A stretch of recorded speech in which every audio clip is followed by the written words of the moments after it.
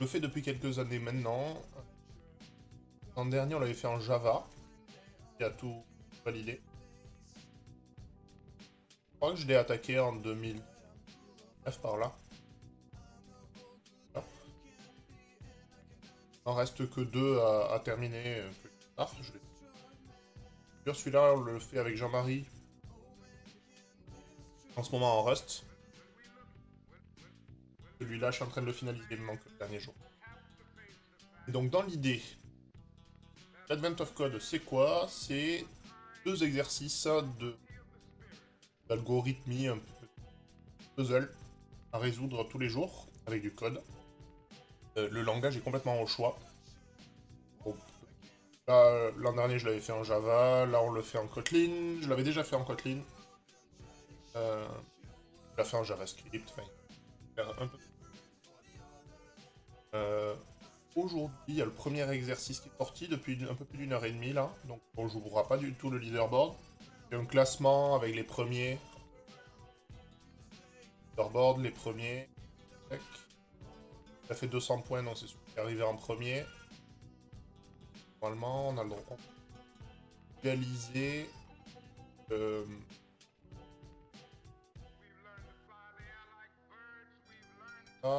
On peut visualiser combien de temps ils ont mis aussi. Pas dans les stats. Il semblait que c'était dans le leaderboard, mais porte. Ah, c'est en cliquant sur le day one. Le premier a mis 53 secondes, hein, pour vous donner une idée. Donc, et le 200e, je crois que c'est les 200 premiers qui ont des points. Dans les 100 premiers, il a mis 1 minute 16. Donc, on va pas jouer dans ce cours-là, on va prendre notre temps. De toute façon, il faut qu'on mette en place. J'ai volontairement pas mis en place le setup encore. Le premier truc qu'on va faire, c'est lire l'énoncé, mettre en place notre setup, et essayer de résoudre l'exo. On va compter les calories. Les reines du Père Noël mangent généralement de la nourriture pour reines.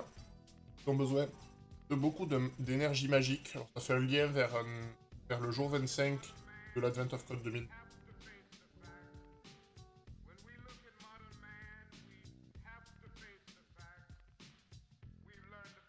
Bon, on va pas s'attarder dessus parce que ça n'aura aucun ici. Ok. Pour ça, leur nourriture favorite, c'est un spécial type en étoile qui pousse seulement dans les profondeurs de la jungle. Alors c'est souvent, je vais faire pas mal d'apartés, c'est souvent capillotracté, ça part dans tous les sens, mais en fait le principe c'est qu'il y a plein de références à plein de choses dans tous les sens. En général, dans chaque énoncé, il y a un mot avec tout le type. Si on passe le curseur dessus, ils apparaissent de façon claire, soulignés en jaune, une fois qu'on a fini 5 étoiles. Les 25 jours, pardon, les 50 étoiles. Les elfes, on est à votre... Nous ont embarqué avec eux dans leur expédition annuelle. Dans les groves, pareil que les mangroves, donc c'est dans les cavernes où les fruits poussent. On va prendre l'anglais en même temps. Bosquet. Ou le mangrove, bois sur l'eau. Ok, pour fournir suffisamment d'énergie magique, l'expédition a besoin de récupérer un minimum de 50 étoiles avant le 25 décembre. Bien que les elfes vous assurent Bosquet a plein de fruits, décidez d'attraper tous les fruits que vous croisez sur la route, juste au cas où. Donc on va collectionner des étoiles en résolvant des puzzles. On en aura deux puzzles chaque jour, dans le calendrier de l'Avent, qui était la page qu'on voyait avant. Le second puzzle est débloqué une fois qu'on a réussi le premier. Chaque puzzle rapporte une étoile, bonne chance. Ça c'est un peu le truc classique. 25 jours, 2 exos par jour qui rapportent une étoile chacun. La jungle a dû trop pousser et il est difficile de se déplacer à l'intérieur avec des véhicules ou d'y accéder par les airs. L'expédition des elfes passe généralement à pied. Alors que notre bateau approche la Terre, les elfes commencent à faire l'inventaire de leur fourniture. Considération importante est la nourriture, en particulier le nombre de calories que chaque elfe transporte. Dans notre puzzle input. Le puzzle input, il est propre à chacun. En fait, à chaque fois, en fin d'énoncé, il y a un lien là qui ouvre une page avec notre puzzle input à nous. Donc on va... Tout ça, ça va nous servir d'entrée pour nos exos.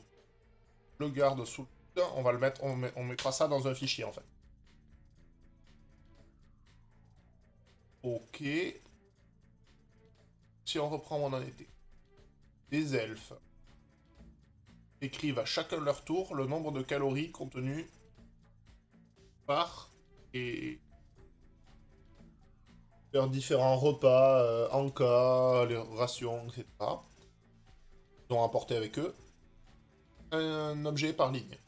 Chaque elfe sépare son propre inventaire du précédent par une ligne blanche. Donc, là, on a un exemple. Le premier, il a 1000, 2000, 3000.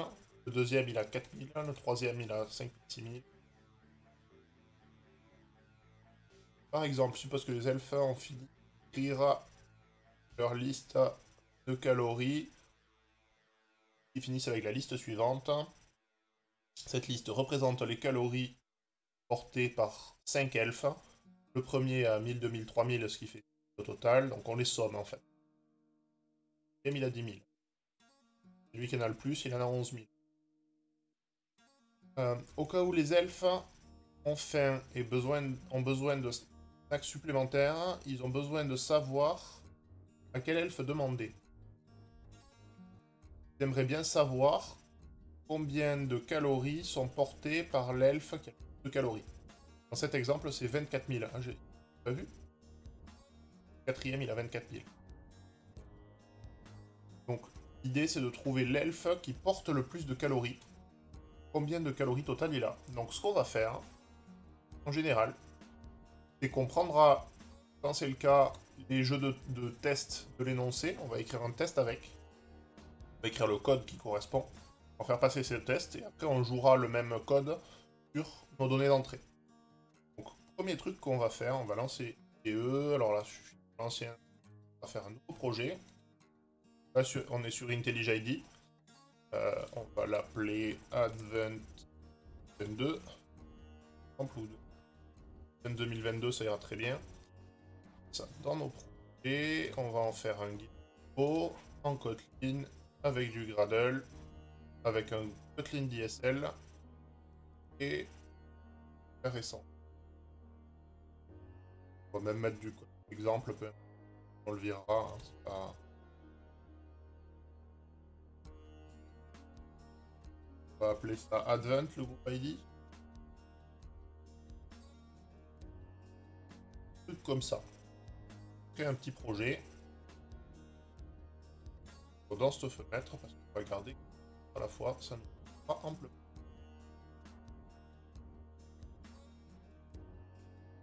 Là, il me télécharge Internet, Gradle, les outils de dépendance en fait.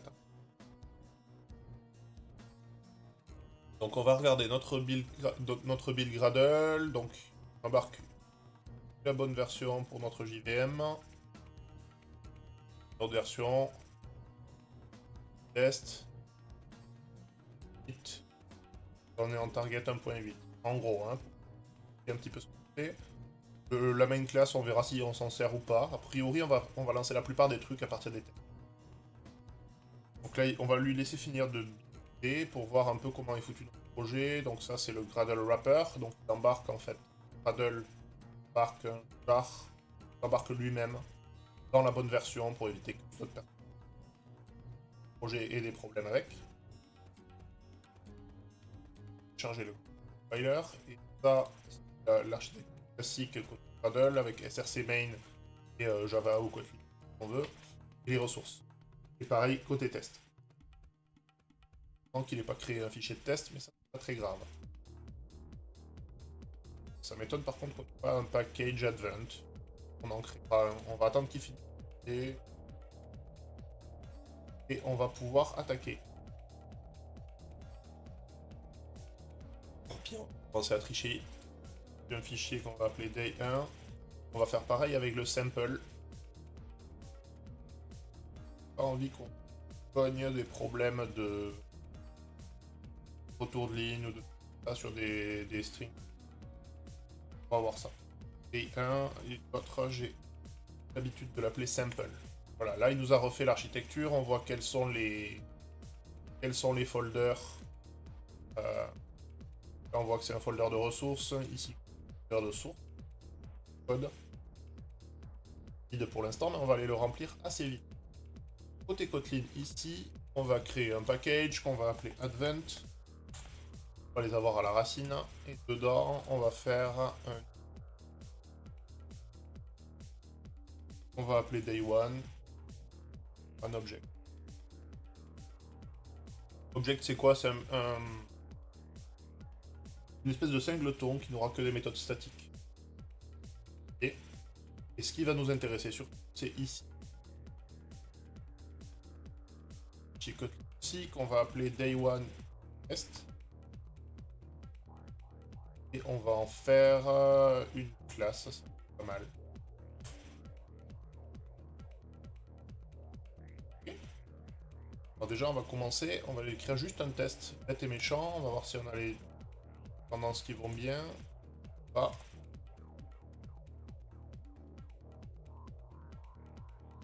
Ah.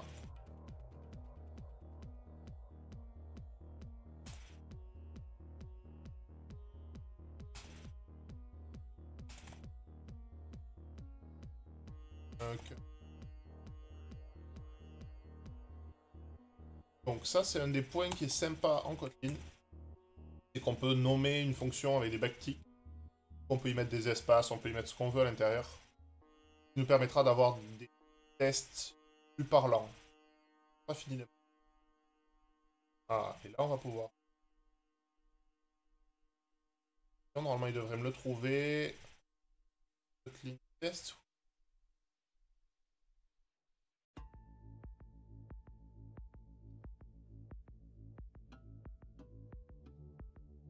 Et on va faire un asset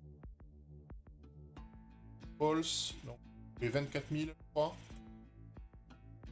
Et on va vouloir day1 dans le folder, dans le package advent aussi. Ah, on va le faire.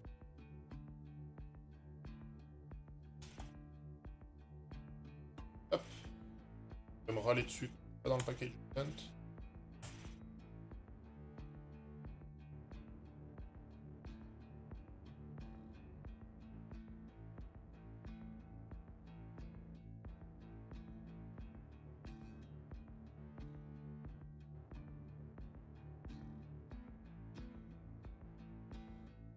Ok, donc on est bien dans le package advent, on n'a plus besoin d'importer le day one. Ici, on va pouvoir faire un part one, ou alors on peut l'appeler... Par contre là, on va devoir y passer notre fichier d'entrée. Alors, nos fichiers d'entrée, on les a pas encore faits, on les a juste créés, mais ils sont vides. Copier-coller dedans le cas d'exemple ici. Dans l'autre, je vais aller copier notre fichier. Ça va brûler.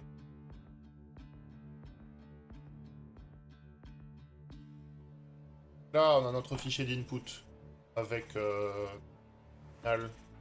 on le fera après. Là, pour l'instant, on travaille sur le day one sample ici. Bon, le main, on verra plus tard. Et donc là, on a notre test qui ne compile pas parce qu'il n'y a pas cette méthode maximum brise. Et voilà ce qu'on fait. Donc a priori, on doit pouvoir juste faire un file sur src main / resource. Je sais pas s'il faut main, on verra. Day one, on va prendre le sample.txt. On va importer le file. Là, on en extraira sûrement une fonction utilitaire parce qu'on va devoir le faire à chaque jour. On devra parser le contenu du exemple. Create function file, non. Prendre le file Java.io. Là. Si normalement on a des extension functions là-dessus, on va pouvoir lire le contenu directement. Donc on peut faire un read text ou un read lines. Je pense qu'on va plutôt faire un read text pour pouvoir split sur les doubles retours lignes. Facilement. Je pense qu'on va faire un truc comme ça. En gros, on va juste y passer un string à cette méthode maximum calories. On va demander à l'idée qu'on va créer. On va l'appeler text. Paramètre de string. Et cette méthode va retourner le maximum de calories. Ok. Là, on a un truc qui compile. Pas très joli, mais qui compile. Et on va juste l'exécuter. Normalement, on devrait avoir une belle exception qui nous dit qu'on n'a pas implémenté la méthode. Très bien.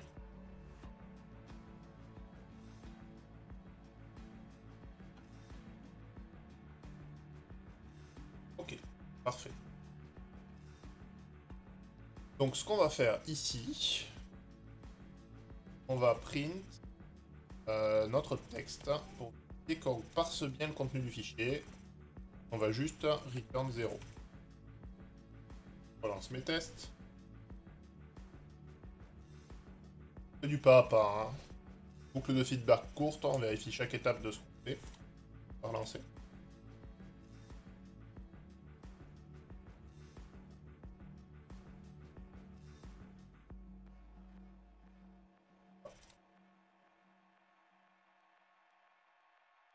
Là, si je lance la qualité des tests, regardez là-haut quand même. Ok, donc il a bien écrit le contenu de notre fichier, donc c'est qu'on arrive bien à récupérer son contenu. Ça, c'est un bon signe. Ici, qu'est-ce qu'on va vouloir faire? On va vouloir le splitter sur le double \, on dit. Si on split sur \n, on print ça. Passe. Alors le test sera faux parce qu'on retourne tout le temps 0 et que pas le taf, hein, mais... Alors là, on a bien une liste. Par contre, j'ai l'impression qu'on n'a qu'un élément dans cette liste. C'est pas bon. Moins que... Non, non, non, c'est bon parce qu'il a rajouté les virgules. On a 1000, 2000, 3000 qui sont ensemble, 4000 qui est tout seul, 5000, 6000 qui sont ensemble, 7000, 8000, 9000 qui sont ensemble et 10 000. Ça a l'air bon. Et donc chacun, en fait, il va falloir qu'on...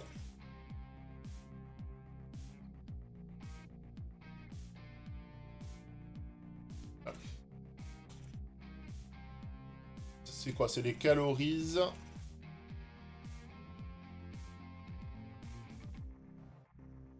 On transporter. Donc en gros, ici...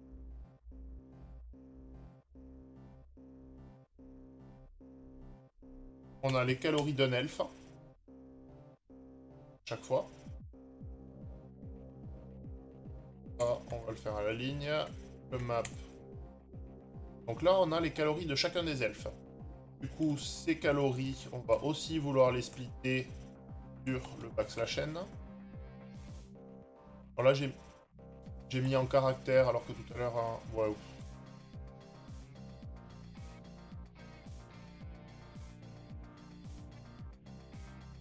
On va vouloir les mapper en int.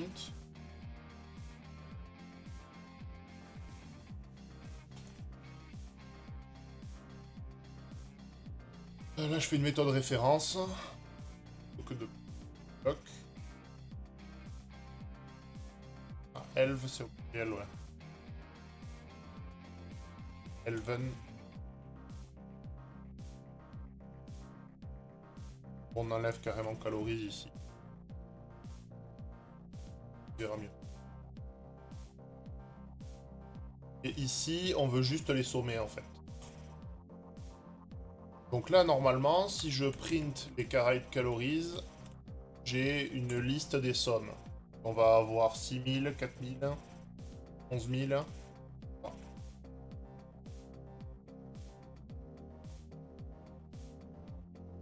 11024. Ok, et en fait, ce qu'on veut return, c'est le carrite calories.max. Là, notre test, il devrait passer si tout va bien. Okay. Donc on a pris du temps, en vrai, si on le fait ensemble, on n'en a même plus besoin. Donc le max, on peut s'amuser à le faire ici. Du coup, on n'a pas besoin de ça, on fait un return ici. Et du coup, vu qu'on n'a plus qu'un return dans la méthode, ce return, on peut le faire en expression. Donc on le remplace par 1 égal, on enlève les accolades, return. Et ce map.max, on peut faire un max by. Ah, j'aime pas le max of hors nul, et max of tout court en fait. Je sais pas pourquoi l'IDE il me propose ça. Max of ça suffit. Là, normalement, si je relance mes tests, ça se passe toujours aussi bien. On va revenir dans notre fichier de test. On va rajouter le test pour notre input. Donc ici, au lieu de passer day one sample, on va juste passer day one.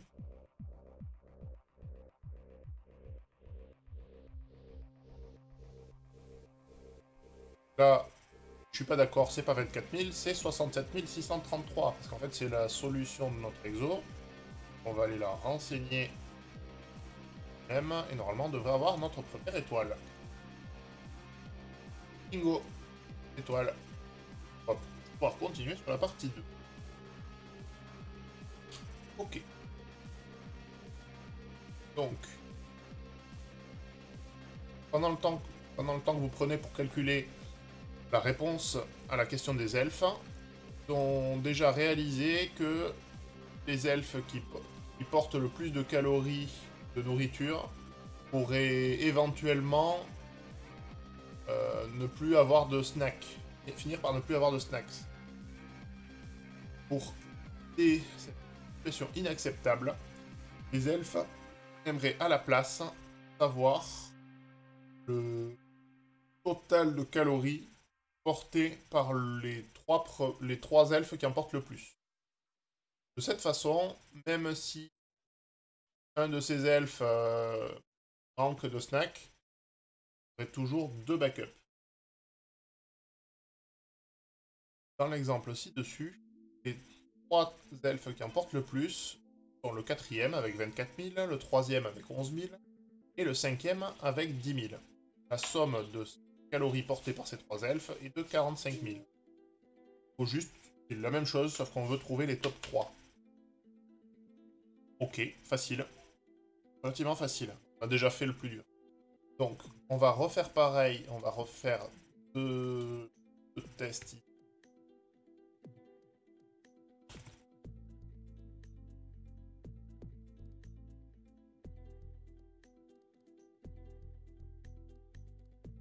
Bon.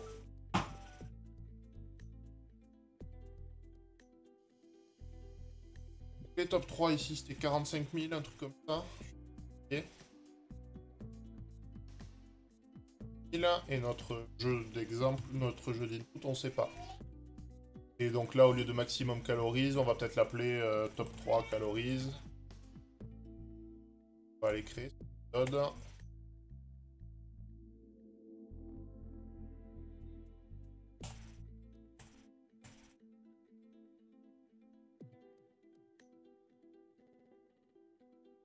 Alors du coup, la super simplification qu'on avait faite ici, on va la faire sauter. Voir. Pouvoir extraire une méthode qu'on va appeler calories by else ou un truc comme ça. Donc ici, je vais reprendre un map.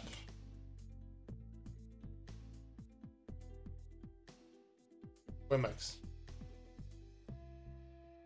Or. Terre.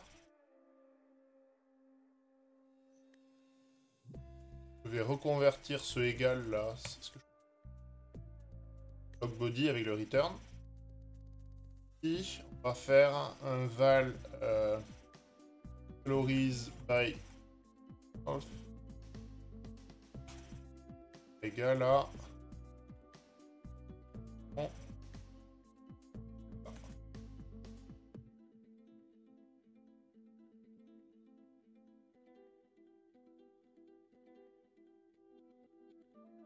Ici, on veut le max, et dans l'autre cas, on va vouloir juste le top 3, en fait. Donc, ça, on va en extraire une méthode.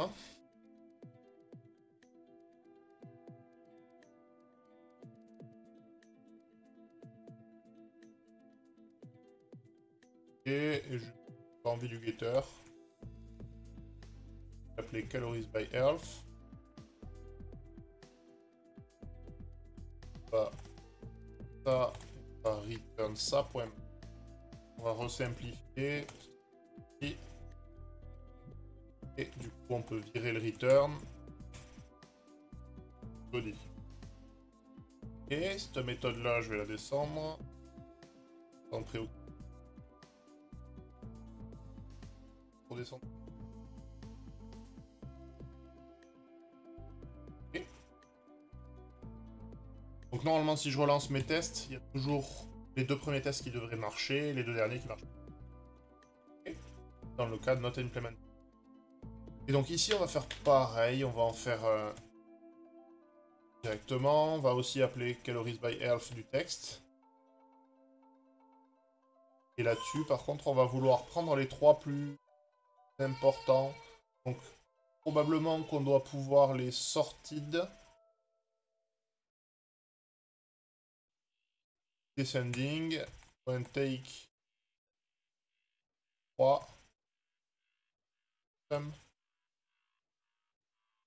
Donc en fait, qu'est-ce que j'ai fait? Je les ai triés par ordre décroissant, donc du plus grand au plus petit. J'ai pris les 3 premiers. Take 3. Et la somme de ces 3-là. Donc si je relance, j'ai que le dernier qui devrait plus avoir la bonne réponse. Voilà. For input, parce que notre vraie réponse, c'est celle-là.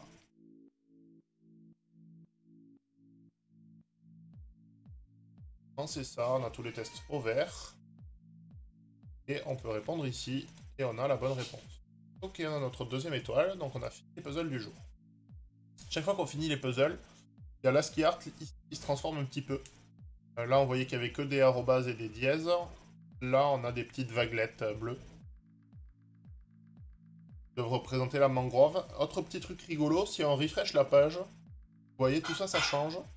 Il y a aussi la description de l'année qui change chaque fois. Voilà, c'est des petits easter eggs un peu partout. On a bien nos 2 étoiles ici. On était très loin du classement, mais en fait, si on avait déjà eu le projet préparé, si on s'était pas fait de test, si on avait fait tout bourrin, ça aurait pu le faire.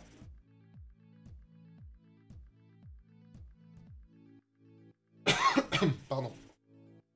On a quand même un petit désavantage au fait que ça ne soit pas dans notre langue maternelle.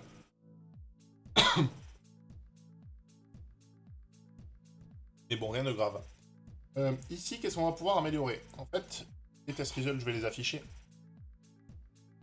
Ici, les day one tests, en fait, j'aimerais bien, moi, séparer la partie 1 et la partie 2. Donc, on va essayer de faire ça. On est en JUnit 5. Du coup, on peut faire des inner class pour découper nos tests. Alors, on retrouve comment ça se fait, mais... je fais part 1, comme ça, test dedans, passe. On va essayer. Donc il y a 2 choses que j'ai envie de faire. Il y a ça, et il y a ça là, que je trouve pas très joli. Et du coup, on va faire directement un read text. Méthode utilitaire qui permet de récupérer ça là, sans avoir à préciser SRC main ressources. On lui passera juste le nom du fichier à aller chercher, et c'est pas tout. Donc je veux voir déjà juste ce que ça donne avec l'inner class. Ça marche. Non, il les trouve même plus. Il y a genre nested.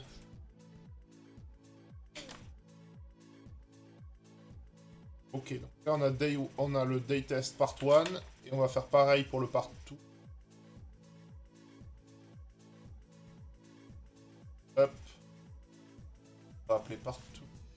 fermer la collade ici.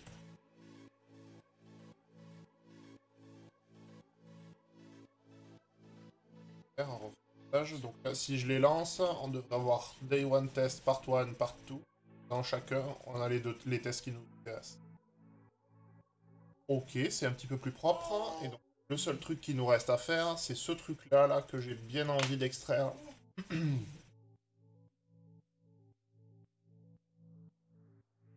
Faire probablement là. Et pour l'instant, je vais appeler ça read text peut-être.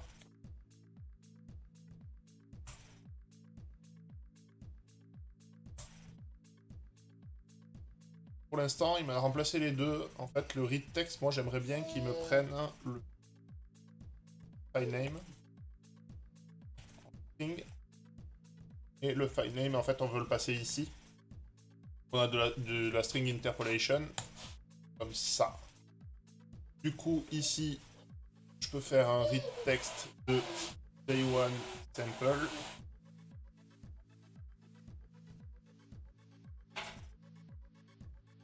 Ici, on read text de day1 et day1 sample et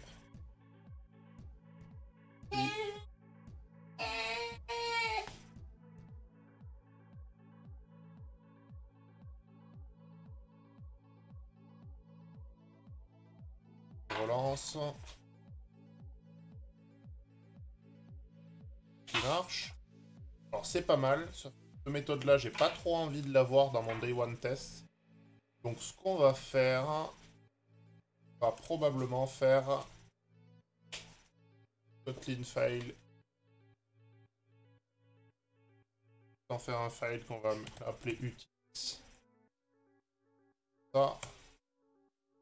Et dedans, on va essayer d'aller mettre ça là.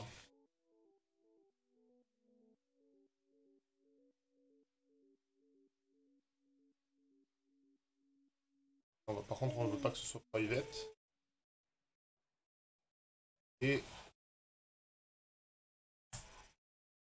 pas mal.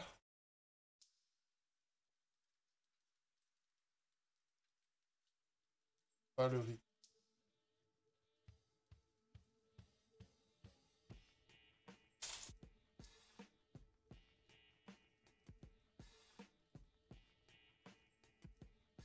Ah, ça a l'air pas mal. Donc on a un read text, on voudra probablement, on va aller le faire directement. Dans...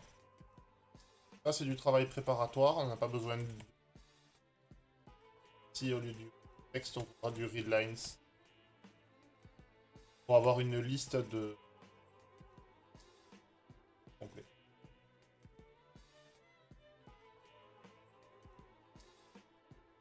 On retourne bien une liste. Ça sera des petits utilitaires R2. Et ici, on n'a plus à toucher, je pense. Ça a l'air cool. Parfait. Je vais remonter ça sur GitHub. Je repush ça dans la foulée. Et je montrerai la vidéo. Rapidement. Voilà, on a mis une petite demi-heure avec tout le setup, avec tout ce qu'il faut, avec du refactoring pour préparer la suite. Et même un exemple de découpage en des inner class sur les tests. Voilà, ben vivement le jour 2. A priori, ça va être relativement facile. Ça prendra demi-heure, une heure sur au moins les 10 premiers jours. Et ça va se corser après. Un peu. Mais merci bien d'avoir suivi. Les autres jours, a priori, sauf exception, ça sera plutôt entre midi et 2 que je ferai. Donc le matin tôt, comme ça. On verra ça en suivant. Merci à tous d'avoir suivi. Et à très bientôt.